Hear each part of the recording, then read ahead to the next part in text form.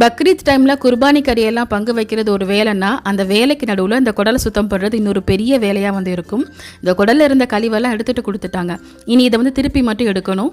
இந்த குடல் கறியை சாப்பிட்றதுக்குள்ள அல்லாவே எத்தனை வேலையை தான் பார்க்குறதுன்னு இருக்கும். பட் ஆக்கி முடித்த பிறகு நம்ம பார்த்த வேலையெல்லாம் ஒருத்தன்னு தோணும். அந்த அளவுக்கு இது டேஸ்ட்டாக இருக்கும். பட் நிறைய பேருக்கு இந்த குடல் கறி அந்த அளவுக்கு பிடிக்காது. ஆனால் எங்கள் வீட்டில் இந்த குடல் கறி ஆனால் எல்லாருக்குமே ரொம்ப பிடிக்கும். இருந்தாலும் நான் அந்த அளவுக்கு இதை சமைக்க மாட்டேன். இதை க்ளீன் பண்ணுறதுக்கு ஒரு மாச்சல் தான். குடல் எல்லாத்தையும் திருப்பி முடித்த பிறகு கல் உப்பு மஞ்சள் தூள் போட்டு நல்லா கழுவி எடுத்துட்டு கொதிக்கிற வெண்ணில போட்டு எடுத்துக்கணும். இந்த சின்ன குடலை ஒவ்வொரு பீஸாக தனித்தனியாக எடுத்து போடணும். அப்போ தான் ஒன்றோடு ஒன்று சிக்காமல் இருக்கும். ஒரு சில பேர் குடலை ரொம்ப சின்ன சின்ன பீஸாக கட் பண்ணி போடுவாங்க. பட் எங்கள் வீட்டில் அந்த மாதிரி செய்ய மாட்டோம். கொஞ்சம் பெரிய பீஸாக தான் கட் பண்ணி போடுறது. இனி இந்த பெரிய குடல் மேலே இருக்க குடல் பூவை தனியாக கலட்டி எடுக்கணும். இதுக்கு தான் கொஞ்சம் டைம் எடுக்கும். பட் இதோடையும் முடியலை. இனி குடலெல்லாம் கட் பண்ண பிறகு திரும்ப ஒரு 3 முறை நல்லா அலசிட்டு தான் ஆக்க முடியும். இந்த பெரிய பேக்கில் நம்ம கத்தி வச்சு க்ளீன் பண்ணி எடுக்கிறோம்ல, நாங்கள் இதை குடல் பூன்னு சொல்லுவோம். நீங்கள் இதை என்ன சொல்வீங்கன்னு எனக்கு மறக்காமல் கமெண்ட்டில் சொல்லுங்கள். பட் இதை வேஸ்ட் பண்ணாதீங்க. இது நம்ம குடலுக்கு ரொம்ப நல்லது.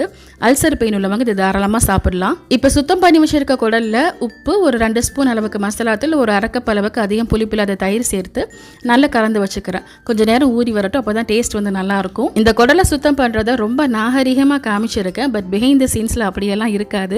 எனக்கு கையில் க்ளவுஸ் போட்டு வேலை பார்க்க முடியல. ஸோ சின்ன கிளிப்பிங்ஸ் தான் ஆட் பண்ணியிருக்கேன். அடுத்து இந்த குடல் ஆக்கிறதுக்கு தனியாக வெங்காயம் கட் பண்ணி வச்சுருக்கேன். இந்த குடல் பூவை நான் பொரியல் மாதிரி வைக்க போகிறேன். ஸோ அதுக்கும் தேவையான வெங்காயத்தை கட் பண்ணி வச்சுட்டேன். இப்போ தாளிப்பு சாமான்கள் எல்லாமே எடுத்து வச்சாச்சு. இப்போ ஒரு குக்கரில் நிறைய தேங்காய் எண்ணெயும் நெய்யும் சேர்த்துக்கணும். இந்த கரியானத்துக்கு இந்த அளவுக்கு என்ன தேவையான்னு கட்டாயமாக 4 கமெண்ட்ஸ் வரும். பட் எங்கள் ஊரில் நாங்கள் இந்த மெத்தடில் தான் சமைப்போம். இப்போ இதில் வெங்காயத்தை போட்டு நல்லா வதக்கிட்டு பட்டை, கிராம்பு, ஏலக்காய், இஞ்சி பூண்டு பேஸ்ட்டு, தயிர், கருவேப்பிலை போட்டு நல்லா வதக்கி எடுத்துட்டு பச்சை வாடை போன பிறகு நான் கொஞ்சமாக தாளிப்பு எடுத்து இன்னொரு பேனுக்கு மாற்றிக்கிறேன். அப்புறம் இந்த எண்ணெயில் மஞ்சள் தூள், மசாலா தூள் கொஞ்சமாக சேர்த்துக்கணும். அப்போ தான் நல்ல கலர் வரும். அடுத்து நம்ம ஊற வச்சிருந்த குடலையும் சேர்த்து நல்லா கலந்து விட்டு தேவையான தண்ணி ஊற்றி ஒரு 3 பச்சை மிளகாய் போட்டு குக்கர் மூடி ஒரு 10 விசில் வேக வச்சுக்கிறேன். நான் இந்த பொரியலுக்காக தான் தாளிப்பு எடுத்து வச்சிருந்தேன். இப்போ இதில் வெங்காயம், பச்சை மிளகாய், கருவேப்பிலை, அப்புறம் நம்ம எடுத்து வச்சிருந்த குடல் பூ, தேவையான உப்பு இதெல்லாம் சேர்த்து நல்லா வதக்கி எடுத்துக்கணும். இந்த குடல் பூ சீக்கிரமா வெந்துடும். இதுலேயும் மஞ்சள் தூள், மசாலா தூள் சேர்த்துட்டு கடைசியாக துருவின தேங்காயும் சேர்த்துக்கணும். இந்த குடல் பூ சாப்பிட்றதுக்கு உண்மையிலேயே செம சூப்பராக இருக்கும். இன்றைக்கி நான் இந்த கரியானத்துக்கு குழம்பு தூள் தான் யூஸ் பண்ணியிருக்கேன். எங்கள் ஊரில் எல்லா சமையலுக்குமே ஒரே மசாலா தான். அது மட்டன், சிக்கன், ஃபிஷ் எதுவாக இருந்தாலும் சரி இந்த மசாலா மட்டும்தான் நாங்கள் யூஸ் பண்ணுறது.